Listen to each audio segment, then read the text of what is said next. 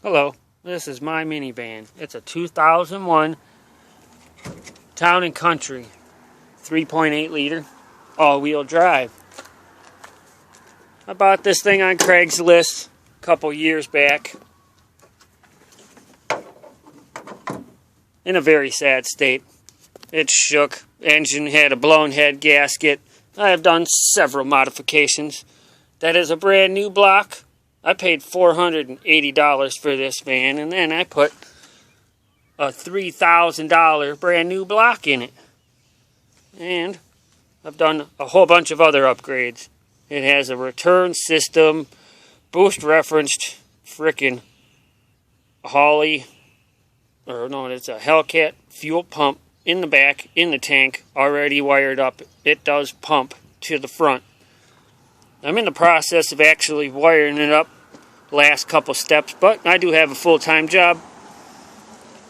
When it's all done and said, it will be fully integrated as far as I can get it from this point of the old harness. This is pretty much all I need to go from the fuse box to my new system, which took like days to make. I have it pretty integrated down in the bottom. I got everything like labeled. I just got to start combining it. I mean, look at this thing. It's a 76 millimeter CX turbo. That's a dual frickin'. I mean, I got like miles on this baby. It's been sitting almost a year, and look at the spin on that. Shoot. Maximum horsepower I made is probably about 450. I've had this thing at 14 psi, and that right there, that wastegate was flooding, or what do they call it, fluttering? Like, it was just going between 12 and 14. She was giving it. Then it gave up the head gasket, and then I drove it 72 miles home with low coolant. But it kept going and going, and then I blew the head gasket again. Kept going. I managed it for a while. The whole block was warped. It was, 241,000 miles, and then it gets a turbo. It was done. But I mean, compared to the old system to the new one I am building, that old one was fucking garbage. I had to make a couple of modifications to get it to get into the cabin. Mainly drilling a bigger hole where the transmission shifter linkage ran so that I could have the ECU inside the engine bay. Oh, and you can't buy these little end plugs anymore. They stopped that. They don't want people saving money on these, building these. They'd rather sell whole pieces at Holley. But anyway, I've started labeling everything in this. They say that all the data comes through the CAN bus to this, and no, it doesn't. You know why? Because there's no computer in it. The body control module is still connected, and I get data from the fuel tank displayed on here when I turn it on.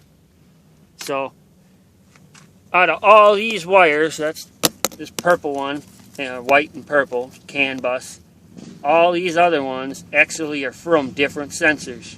There's a temperature, there's a speed sensor, then there's a frickin' crank, cam or whatever. I modified this. This I actually made.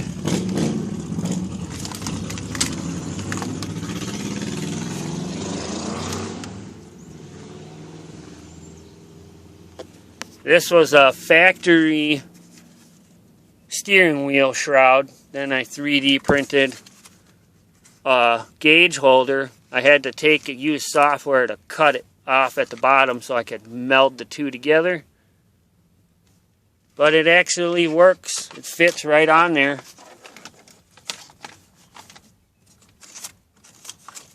And my van actually doesn't have the traction control feature. But I found one that had the button. It is connected down here under there, but it doesn't actually activate anything. But it does look cool. And it actually functions. I got the light tied in. the pressure gauge is not connected to the turbo anymore, but that's pretty much where my progress is on it. Oh yeah, and this is like all-wheel drive, full leather interior. I mean, this is the luxury model. I mean, I've done a shitload of interior upgrades. I did the full headliner on it. It sags in a couple of spots where I pulled it a little too tight. But man, it really pops against that gray and with the black. It turned out really well. So for all those YouTube channels that I actually subscribe to, I don't want subscribers. I don't really care. But this one's to Kyle, man. You're not the only one with the boosted van. And the wiring is to Sarah. Don't lose hope.